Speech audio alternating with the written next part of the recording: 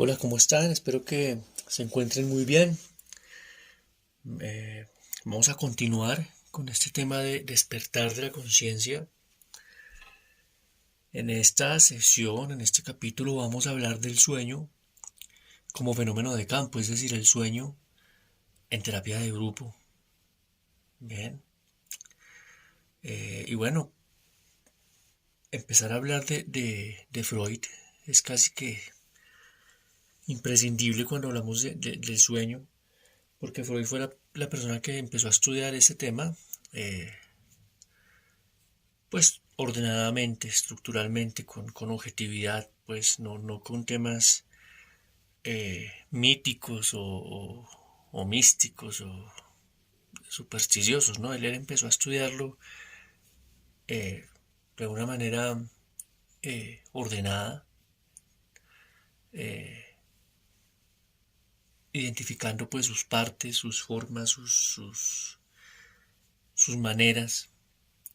Bien, básicamente Freud lo que dice del sueño, pues lo que recuerdo es que el sueño tiene un sincretismo, es decir, combina diferentes partes en un solo elemento o en un solo personaje o en una sola situación. Esto nos lleva a hacer un análisis, es decir, a separar estos elementos para poder interpretar bien el sueño. Eh, También identifica que hay simbolismo, es decir, hay símbolos que muestran otras cosas. Y esos símbolos no son generalizados, ¿no? Que es que el agua significa, no sé, maternidad y para todo el mundo, no. Para todo el mundo no significa lo mismo, no. Para ti puede significar algo de acuerdo a tu historia de vida, a tu organización de pensamientos, a tu experiencia, etcétera, ¿no? Y de acuerdo a cómo esté organizado o cómo se presente en el sueño, ¿no? Eh, Algunas tradiciones, como les decía, un poco supersticiosas y todo esto, ven el sueño como un jeroglífico, ¿sí? Como unos emoticones que son los jeroglíficos actuales. Entonces, por ejemplo, eso, el agua significa esto, si aparece un pájaro negro es esto, si aparece lo que sea, y simplemente hay que traducirlo, no. Aquí hay que tener en cuenta la simbología, el sincretismo, la organización de cada individuo. Y lógico, hay que permitir que la persona, al verbalizarlo, al contarlo, al expresarlo, pueda empezar a darse cuenta, ¿no? Del trasfondo que hay allí, del inconsciente manifiesto. Bien, Freud dice que el sueño es el camino principal para acceder al inconsciente. Bien, el sueño es el camino principal para acceder al inconsciente, que es un momento muy especial donde, aunque están las defensas del yo, que por eso esas defensas son precisamente las que generan todos estos elementos, los símbolos, el sincretismo, bueno, deben haber más, pero en este momento me acuerdo de eso, aún así son más bajas que cuando uno está despierto. Entonces son un camino eh, muy especial para acceder a lo que ocurre en el inconsciente.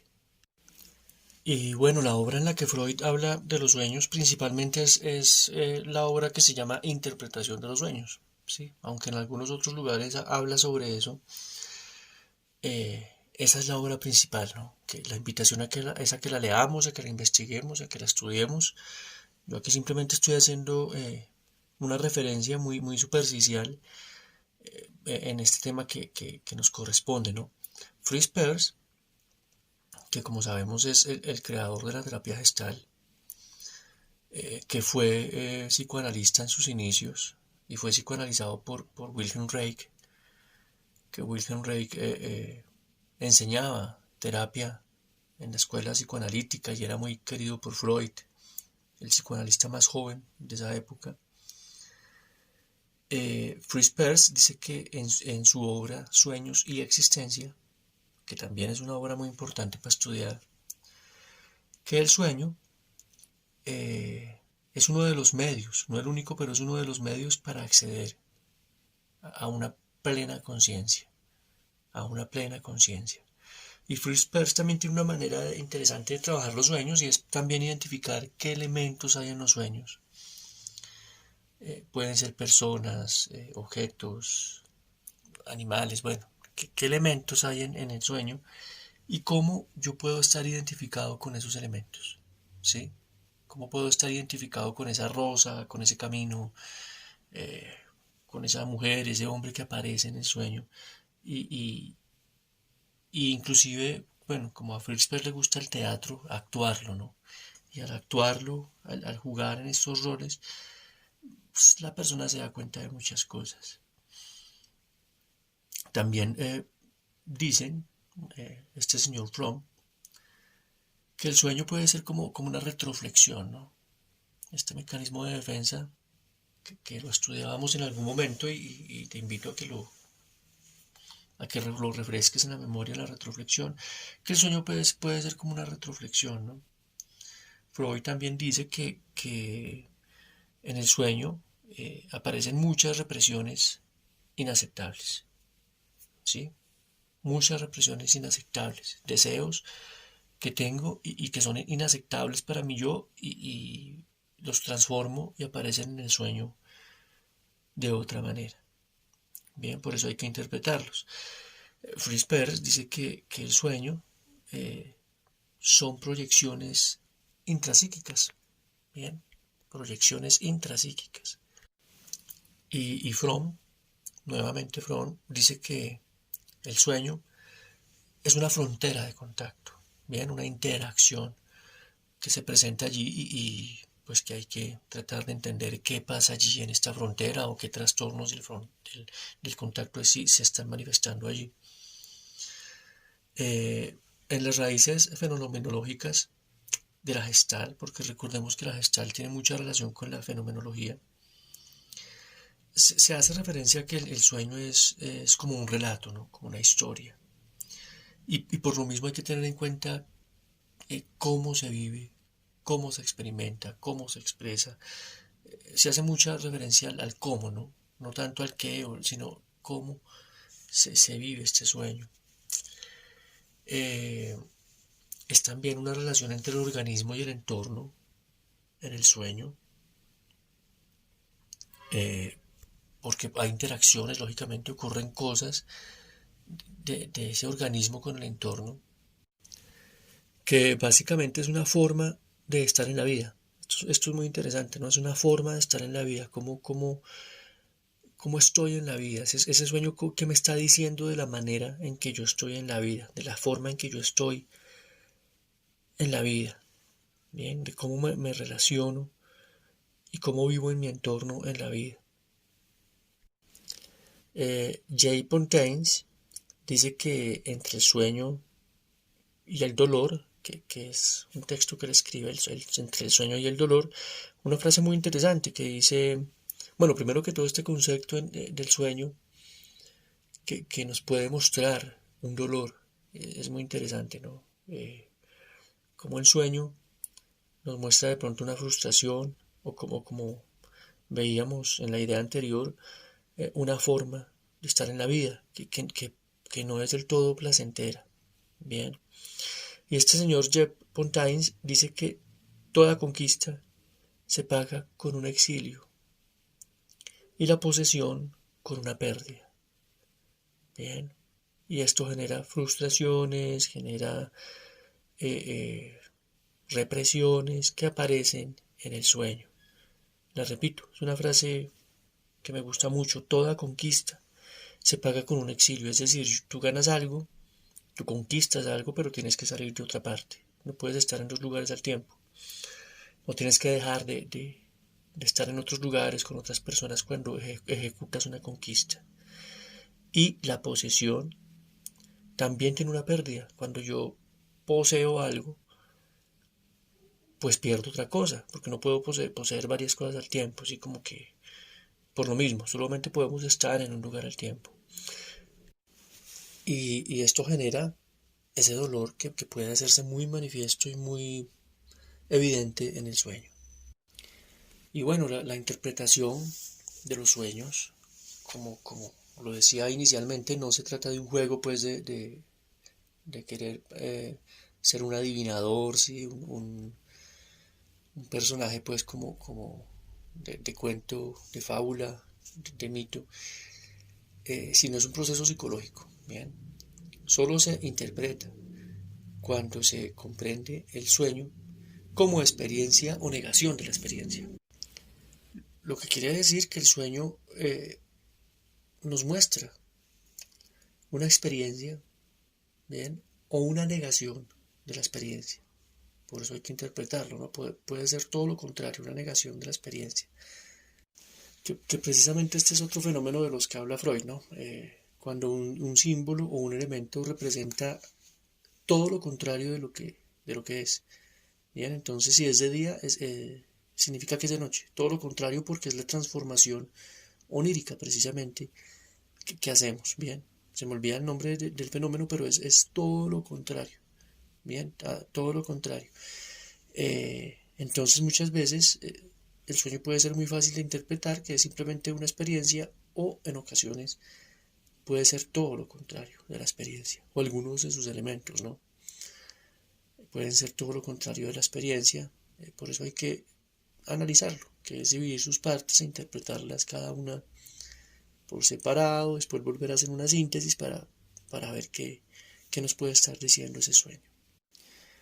Y bueno, me faltaba un tema aquí interesante, importante, y es que el sueño, la interpretación de los sueños en psicología, vuelvo y repito, no es una cuestión de adivinación de qué te va a pasar en el futuro, que si vas a tener hijos o que si vas a ser millonario, no. Es una interpretación de lo que pasa en tu vida emocional, de lo que pasa en tu vida psíquica. Por lo tanto, es de lo que es más bien algo arqueológico, ¿no? De lo que ha venido pasando en tu historia, en la historia de tu vida, y que te puedas dar cuenta de cosas que no te dabas cuenta, que no eran evidentes para ti. Por eso es importante reconocer los mecanismos de interrupción del ciclo. Bien, la retroflexión, la proyección, la confluencia, la introyección. Porque todo sueño indica muchos de estos mecanismos de interrupción del ciclo que nos impiden tener una vida que fluya, ¿no? que sea totalmente plena. Eh, y para esto pues hay que entender estos mecanismos de interrupción del ciclo. Y bueno, se dice que el sueño pues es un campo, ¿no? Decíamos que el sueño es un campo y una relación en este campo. Y entonces aquí pues podríamos ver lo que dice Carl Lewis, que son los 5 principios de la teoría del campo. Carl Lewis, ¿no? Esto lo retoma la terapia gestal con un señor que se llama Malcolm Bartlett. Y básicamente son unos principios muy sencillos. El primero dice que es el principio de organización de interdependencia, o sea, todo tiene una interdependencia, una interacción con todo, pues, con los otros elementos del sueño. El principio de contemporaneidad, es decir, ocurre en un mismo tiempo. El principio de singularidad, sin embargo, a pesar de que hay una interdependencia y una interacción, pues cada uno de los elementos es singular y requiere ser estudiado y analizado singularmente. Está el principio de que es un proceso cambiante, no es todo lo mismo, todo el sueño, toda la historia tiene elementos que cambian, que nos dicen cosas distintas. Y por último, el principio del posible vínculo pariente, ¿sí? El posible vínculo pariente, de parentesco entre emociones, personas, amistades, el tema muy emocional que siempre está allí. Entonces, bueno, sería la manera de ver esta teoría del campo aplicada en terapia gestal ya muy en el sueño, ¿no? Aunque esto también es muy interesante verlo en terapia de grupo y en otros escenarios. El sueño. El sueño también se dice que es es un intento de regulación, ¿sí? De regular cosas que no están reguladas, y poder salir de la transferencia, de aquello que no es contado, de aquello que sigue siendo secreto, de aquello que no ha sido manifiesto. Es un intento de regular esto. El sueño también ayuda a ampliar el campo de conciencia. Ayuda a ampliar el campo de conciencia porque el sueño pues finalmente es un estado de conciencia muy especial, es un trance, y allí podemos ampliar nuestra conciencia, podemos fluir un poco más fácilmente, podemos hacer conscientes muchas cosas, todo lo que hemos dicho, ¿bien? Que sería todo lo contrario a la neurosis, ¿no? La neurosis es una limitación del campo de conciencia. La neurosis es no poder ir más allá, estar muy encasillados en formas repetitivas, ya lo hemos hablado. El sueño no, el sueño nos ayuda a ampliar un poco esto.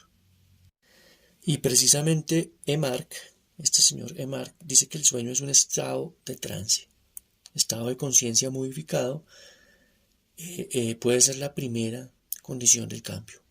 Bien, el sueño es un estado de trance y en estos estados de conciencia modificados o diferentes o alternos o especiales pueden ser una condición muy especial de cambio. Por eso muchas veces en tradiciones antiguas se busca adrede estados de conciencia diferentes por medio inclusive de sustancias psicoactivas, de rituales, para poder promover este cambio y este estado de conciencia un poco más amplio. El sueño,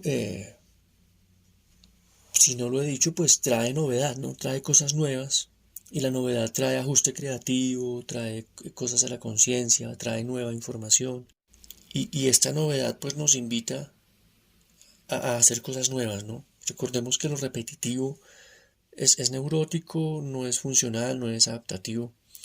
El sueño nos invita a lo nuevo, a traer cosas nuevas y experiencias nuevas y nuevas maneras de actuar, de sentir, de pensar a la vida. El sueño trata de que todo se torne fluido, ¿bien? De que todo fluya. Y que todo fluya en nuestra vida, ¿cierto? Que es como ese campo parcial en nuestro... Pero también que todo fluya en ese campo amplio, ¿no? Y vasto, que es el mundo en el cual nos desenvolvemos. Esta es una introducción, sí, una abrebocas de todo este tema del sueño como fenómeno de campo. Espero que sea de utilidad y como siempre es una invitación a profundizar más en estos textos que he mencionado, en cosas que vayan un poco más allá de la tradición, ¿no? De lo mítico, de lo que es interesante como literatura y como... Pero pues no podemos quedarnos allí. Bien, ¿no? Somos personas que queremos ir un poco más allá. Muchas gracias por estar acá.